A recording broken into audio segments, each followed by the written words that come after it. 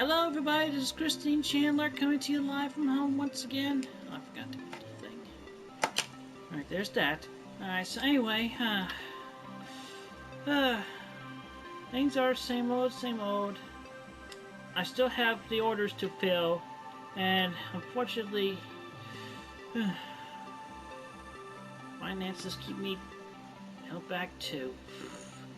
Anyway, we can still use some more good donations around here if y'all be so kind, please. Had a really big setback that just took me and my mom out of nowhere. Had to do with the bleeding mortgage and... Anyway, we took care of what we need taken care of recently that I talked about earlier. It escapes my mind I had to do. Oh yeah, mom's prescription, we got that. But yeah, we still need more money to help us out around here, so I put down the instructions once again underneath this video on how to donate. But with that,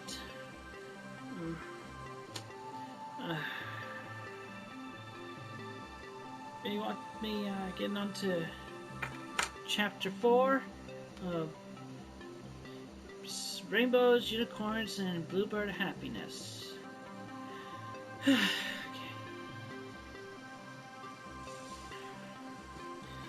I want to make sure there's the camera. Where's me? Chapter 4. Suddenly life has a new meaning. Kevin, it's time to wake up. Kevin heard a soft, familiar voice as he lied in his large pink bed. The mattress was pink, and although Kevin initially wanted the frame to be made of wood that was painted pink, Queen Cynthia had convinced him to allow his bed frame to be made with gold. Kevin opened his eyes and smiled as he was greeted with the sight of the familiar girl with yellow and red hair who was smiling at him from the end of his bed. She was wearing a bright pink dress with blue ribbons and frills. His favorite dress to see her wear. The bright yellow wings protruding from her back seemed to shimmer as the morning light shone on it from the window of the room, and the red horn on her forehead perfectly blended with her hair. "What's the occasion?" Kevin asked as he stepped out of the bed and stood up. He walked to his closet wearing his pink pajamas. While the eyes of the girl followed his movements, the pink wings on his back stretched as he walked, and the white horn on his forehead glowed as he used his magic to open the closet door. "King Kevin, aren't you aware that today is the day when all the respective leaders of the sentient species meet for dinner and discussion?" Sarah asked with a smile as Kevin pulled out his blue tuxedo and his pink pants. "Of course I am aware that you usually let me sleep in on those days. That's why me and Kitten stayed up so late last night," Kevin said with a smile as he removed his pajama shirt and replaced it with his tuxedo while thinking about the picnic that he and Keaton had shared under the stars the previous night. It always amazed Sarah that Kevin could fit his wings through the hole in the back of his clothing so effortlessly, which was something that even his mother had trouble doing. "Yes, I'm aware that you remained outside for a full hour past your usual bedtime, so you're probably tired right now," Sarah said with a blush on her face as Kevin removed his pajama pants and proceeded to replace them with his pink pants. "However, Queen Cynthia wishes to speak to you, and I don't want to make her wait any longer than necessary," the girl said to Kevin, who smiled as he walked towards his dresser and picked up his golden crown. "Well, I guess we shouldn't keep her waiting then," Kevin said as he placed his crown on top of his head and walked towards the wooden door that allowed visitors to enter his bedroom. He held the door open and Sarah walked through it. Soon enough, the door was closed, and the two of them were walking down the halls of the famous Eby Castle. "What exactly does she wish to speak with me?" Kevin asked Sarah, who looked away from him with what could be described as an embarrassed expression on her face, as though she was uncomfortable answering his question. She is, for lack of a better word, throwing a tantrum in her room. I think that you would be the best person to calm her.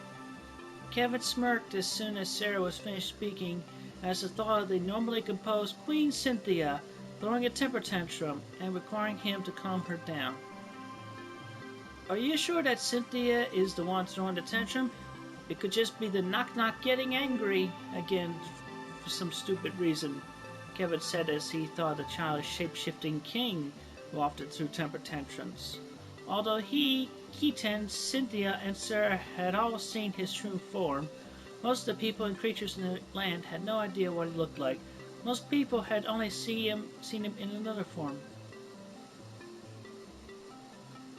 This isn't my home. Calm down, please. You're making a scene. Kevin smiled to himself as he heard the voices coming from the room as he and Sarah arrived at the gold door that led to Queen Cynthia's room. I see. She's entertaining someone? Should we embarrass her? Kevin asked Sarah, who was smiling mischievously as she nodded her head and started to gently turn the silver knob. Hello, Cynthia! Kevin and Sarah said in sync as they opened the door. Their happy expressions from their thoughts of playfully humiliating their mother turned to thoughts of confusion when they saw that Cynthia was staring at Kevin with a terrified expression on her face, and her companion, who had her arm wrapped around her body, looked almost exactly like Sarah. You shouldn't be alive. I murdered you, Cynthia said in such a way that Kevin couldn't help but chuckle. Sarah didn't find the situation nearly as amusing as she pointed at her doppelganger. Who the hell is she? Sarah asked the girl, who was currently staring at her as intensely as she was. The girl sighed before she turned and hugged Cynthia instead of answering Sarah's question.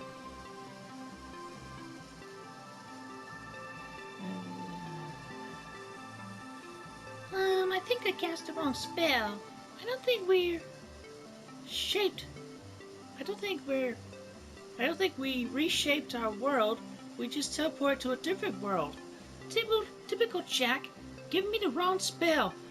I'll have to talk with him when we get home, the girl said with a smile as she continued hugging Cynthia, who continued to stare at Kevin with a terrified expression that was making Kevin feel uncomfortable. That's pretty impressive magic. I've only known a single person who could cast a spell to transport two people to another world, Sarah said to her doppelganger as a smile appeared on her face. Her doppelganger sighed as she continued hugging the girl, who Kevin was beginning to assume might not actually be Cynthia. At least not the Cynthia that he knew. She's pretty gifted. She has more magic within her than anyone else in our world. The only person who even comes close to having as much magic, is her sister. Not anymore, though, Sarah's doppelganger said to Cynthia's doppelganger as an expression of mourning appeared on her face and overtook her expression of fear temporarily. Lucy, Cynthia's doppelganger said with a frown as the white horn on her forehead lit up with a bright pink glow. I want to go home now, Cynthia's doppelganger said to Sarah's doppelganger with a voice that was barely louder than a whisper as the light from her horn seemed to envelop the two girls in a blanket of pink light. Sarah's doppelganger nodded her head as the two girls started to fade away into nothingness. Goodbye, it was nice meeting you too, Sarah's doppelganger said with a faint smile as she finished disappearing along with her friend. Within a few seconds, the two doppelgangers disappeared, leaving Sarah and Kevin alone in the room. Well, if I made a list of the 50 strangest things I've seen within my life, that probably would not make the final draft, Kevin said with a chuckle as he walked outside the room, with Sarah following behind him. Do you want to get some breakfast? I think Lucinda's cooking for her mom right now, so we might get some steak if we ask nicely, Sarah said as the two walked down the hall. Kevin absent-mindedly nodded his head as he walked alongside Sarah down the familiar path to the kitchen of the castle. Did you notice the blood on her horn? Kevin asked the girl, who stared at him with a slightly confused expression. Was that blood? I wasn't entirely sure what it was.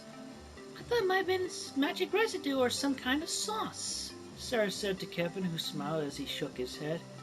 No, that was definitely blood. I've never really seen much more than a cut or nosebleed, so I'm not an expert. But my instincts tell me that Cynthia's doppelganger had blood on her horn, which means... Kevin paused dramatically and Sarah rolled her eyes. It means she's a killer, right? Seven asked Kevin, who chuckled in response. No. I've seen that blood on her before, and she did not kill anyone to get it on there, Kevin said as the two approached the large wooden door leading into the castle's kitchen. After you, Kevin said with a smile as he pushed the door open and Sarah stepped through the door frame. You're such a gentleman. Why aren't you like this when we're courting? Sarah asked the man, who shrugged his shoulders. If I like you, I'll hold the door open for you. If I love you, I'll respect you enough to let you open the door yourself. You didn't enjoy my love, Kevin explained to the girl, who smiled as she approached a large table made of glass that had been colored blue and sat down on one of the many wooden chairs that had been painted red.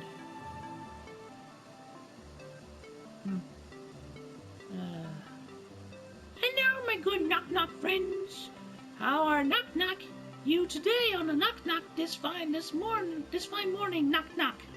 Kevin and Sarah turned their heads to see what appeared to be a large pink cube with a pair of lips and set eyes on one of its sides. Hello, knock-knock, Kevin said to the cube, whose lips contorted into a smile as it started to transform into a naked lady with long blue hair that matched her blue tail on her behind and her blue horn on her forehead. Hello, King Kevin, knock-knock. It's been a knock-knock long time since knock-knock we've had any knock-knock fun together. Would knock-knock you like to knock-knock have a little knock-knock fun right now, knock-knock? Knock-knock said, with a smile as he completed his transformation and stared at Kevin with a suggestive smile on his face. Sarah chuckled as a blush appeared on Kevin's face. That will never happen again. Is there something you want to tell me? A voice said from behind Kevin, whose blush intensified as he turned his head to face the real Lucinda's blue hair, blue tail, and see-through blue nightgown, along with her large wings. It appeared as though she was about to go to her bedroom to sleep. I may have done something in the past with Knock-Knock while he looked like you, Kevin said to the girl. Oh. Who looked at it with an amused expression on her face before she walked towards the door, leading to the hallway that would lead her to the bedroom. Don't look at my bum, Lucinda said with a chuckle as she walked away, leaving the three inhabitants of the castle alone at the table. And that's it for Chapter 4 for right now. Tune in next time for Chapter 5. Still a few chapters to go, and I'll try to be more quick on getting the next one in. Thank you, everyone. Have a good, safe day. And again, donations, please. We really could use the help. I'm really serious about that right now.